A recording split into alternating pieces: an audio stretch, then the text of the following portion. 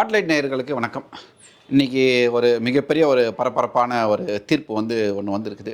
என்னன்னு சொன்னால், காப்பிரைட்ஸ் மன்னனுக்கே ஒரு ஸ்டே வாங்கியிருக்காங்க. சரிகமபால ஒரு டெல்லி உயர்நீதிமன்றத்திலேருந்து ஒரு தடை வாங்கியிருக்காங்க. அது என்ன தடைன்னு சொன்னால், இப்போ வர வாரத்தில் சேலத்தில் இளையராஜா ஒரு லைவ் ஷோ ஒன்று நடத்துகிறார். இந்த நேரத்தில் எப்பவுமே உங்களுக்கு இளையராஜாவை பற்றி தெரியும். இளையராஜானா என்னென்னா, அவர் ஒரு காப்புரிமை மன்னன் அப்படின்னு சொல்லிட்டு சொல்லலாம். அவருடைய பாடல்களை எங்கேயுமே பயன்படுத்தக்கூடாது அப்படின்னு சொல்லிட்டு ஒரு ஆணவத்தோடைய உச்சத்தில் இருக்கிறாரு அப்படின்ற மாதிரியும் சொல்லியிருக்காங்க. ஏன்னா அவருடைய பாடல்களை பாடி தான் பல பேர் ஏதோ ஒரு வேளை சாப்பாடு சாப்பிட்டுருக்காங்க. அந்த மாதிரியான சூழல் இருக்கிறவங்களுக்கெல்லாம் கூட தடை போட்டு ஸ்டேஜில் பாடக்கூடாது, என்னுடைய பாட்டை என்கிட்ட பர்மிஷன் இல்லாமல் பாடக்கூடாது. சில படங்கள் வளர்ந்து வர இயக்குனர்கள், வளர்ந்து வர ஹீரோக்கள் ஏதாவது ஒரு காதல் காட்சிக்கோ ஏதாவது ஒரு பின்னணிக்கோ ஒரு இளையராஜாவோட பாட்டை எடுத்து போட்டால் நம்முடைய படம் ஒரு ப்ரொமோஷன் வாங்கும் அப்படின்ற மாதிரி ஒரு எண்ணத்தில் எடுக்கிறாங்க.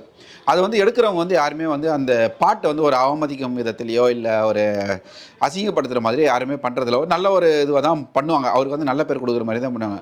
ஆனாலும் என்ன பண்ணுவார், ஒரே படம் முடிஞ்சு ரிலீஸ் ஆகி ஓடுற வரைக்கும் காத்துட்டு இருப்பார். படம் கொஞ்சம் நல்லா ஓடுது, வருமானம் வருதுன்னு உடனே போய் கோர்ட்டில் கேஸ் போடுவார். எனக்கு ₹1,00,00,000 நஷ்டஈடு வேணும், எனக்கு ₹80,00,000 நஷ்டஈடு வேணும் அப்படின்னு சொல்லிட்டு சொல்லுவார். இதுவே இவர் இப்படியே பல விஷயங்கள் பண்ணிகிட்டு இருக்கார். ஏன்னா அந்த காலத்தில் ஒரு படம் அக்ரிமெண்ட் போடுறாங்கன்னு சொன்னால் அப்போல்லாம் ஒரு பெரிய இந்த அக்ரிமெண்ட்டுன்றது ரொம்ப பெருசாக இருக்காது. இப்போ தயாரிப்பாளர் என்ன பண்ணுவார், இளையராஜா கிட்டே போவாங்க, மியூசிக் போடுவாங்க. அவருக்கு ஒரு படத்துக்கே ₹2,00,000 கொடுத்த காலம் இருக்குது, ₹5,00,000 கொடுத்த காலமும் இருக்குது. இப்படி தான் படிப்படியாக தான் அவர் சம்பளத்தை ஏற்றிக்கிட்டு வந்தார்.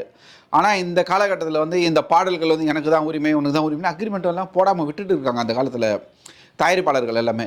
இதை என்ன பண்ணார், இளையராஜா தனக்கு சாதகமாக பயன்படுத்திக்கிட்டார். ஏன்னா ஒரு படம் அப்படின்னு எடுக்கிறது ஒரு ₹1,00,00,000 படம்னு வச்சுங்களேன். இல்லை அந்த காலத்தில் எடுக்கும்போது ஒரு 15 லட்சம் 25 லட்சத்தில் படம் எடுக்கிறாங்கன்னு சொன்னால் அந்த பணத்தை போடுற ப்ரொடியூசர் இந்த ஒரு விஷயத்தை கவனிக்காமல் விட்டுட்டார்.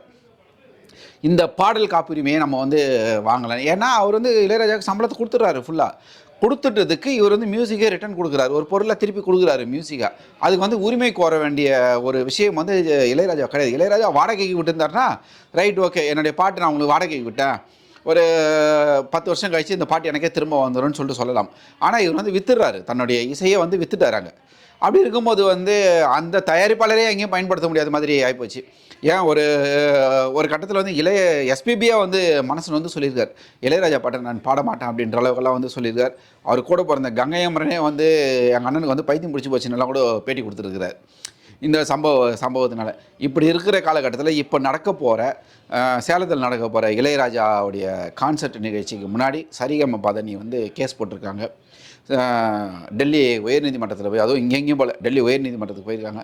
கிட்டத்தட்ட 134 படத்துக்கு பாட்டு கிடையாது, 134 பாட்டு தயாரிப்பாளரிடம் இருந்து நாங்கள் முழுமையாக எழுதி அந்த பாடலை சரிகமபா உரிமையை நாங்கள் வாங்கிவிட்டோம், அதனால் இந்த பாடலை இளையராஜா பாடுவதற்கு எந்த ஒரு அனுமதியும் கிடையாது அப்படின்னு சொல்லிட்டு தெளிவாக வாங்கியிருக்காங்க கோர்ட்டில். இது இளையராஜாவுக்கு ஒரு பயங்கரமான அடி. ஏன்னா ஒரு படத்தில் 4 பாட்டுன்னு வச்சுக்கிட்டா கூட 134 படத்தில் எத்தனை பாட்டுன்னு சொல்லிட்டு பாருங்கள்.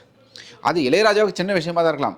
ஆனால் இந்த ஒரு சம்பவத்தை காரணம் காட்டி மேலும் பல இசை நிறுவனங்களும் சரி, பல தயாரிப்பாளர்களும் நாங்கள் இந்த மாதிரி ஏதாவது வச்சுருக்கோம், அக்ரிமெண்ட் வச்சுருக்கோன்னு சொல்லிட்டு இளையராஜாவுக்கு நெருக்கடியை கொடுத்தாங்கன்னா இளையராஜா எந்த பாட்டு பாடுவார் போயிட்டு? இது இளையராஜாவுக்கு ஒரு மிகப்பெரிய அடி தான். இந்த சரிகமபா பண்ணது அடி கிடையாது, ஒரு மிகப்பெரிய பாடம். ஏன்னா சமீபத்தில் மலையாளத்தில் ஒரு படம் ஒன்று, மஞ்சுமல் பாய்ஸ்ன்னு சொல்லிட்டு ஒரு படம். அந்த படத்தில் இளையராஜா பாட்டை பயன்படுத்துகிறாங்க. அவங்க ஏற்கனவே ரைட்ஸ் எல்லாம் வாங்கி தான் பண்ணியிருக்காங்க. கேரளாவில் ரைட்ஸ் வாங்கி பண்ணியிருக்காங்க. ஆனாலும் அவங்கக்கிட்ட கிட்டத்தட்ட ₹80,00,000 ஏதோ கேஸை போட்டு எவ்வளோ வாங்கினாருன்னு தெரியல, அது வாங்கிட்டார்.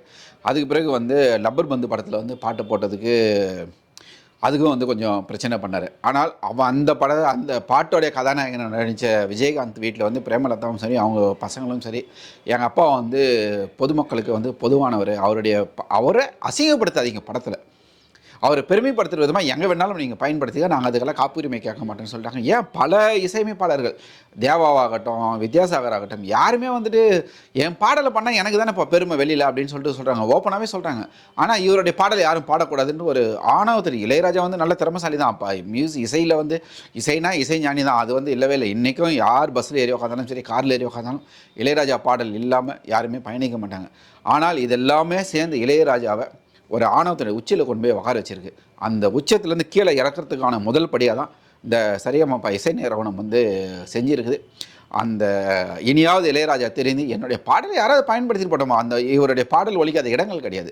யாராவது ஒரு வேளை சாப்பாட்டுக்காக பாடிட்டு போகிறாங்களே, அப்படி ஒரு நல்ல வாழ்க்கையை கொடுக்கலாம் இல்லை இளையராஜா அவர்கள். கோடி கோடியாக சேர்த்து என்ன பண்ண போகிறீங்க நீங்கள்?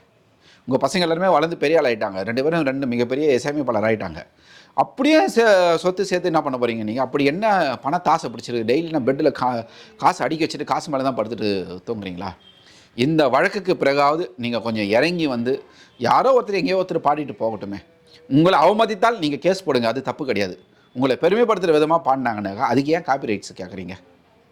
இனியாவது திருந்து வரா அப்படின்னு சொல்லிட்டு பார்ப்போம் இளையராஜா. இந்த வீடியோ உங்களுக்கு பிடிச்சிருந்தா லைக் பண்ணுங்கள், கமெண்ட் பண்ணுங்கள், ஷேர் பண்ணுங்கள், சப்ஸ்கிரைப் பண்ணுங்கள்.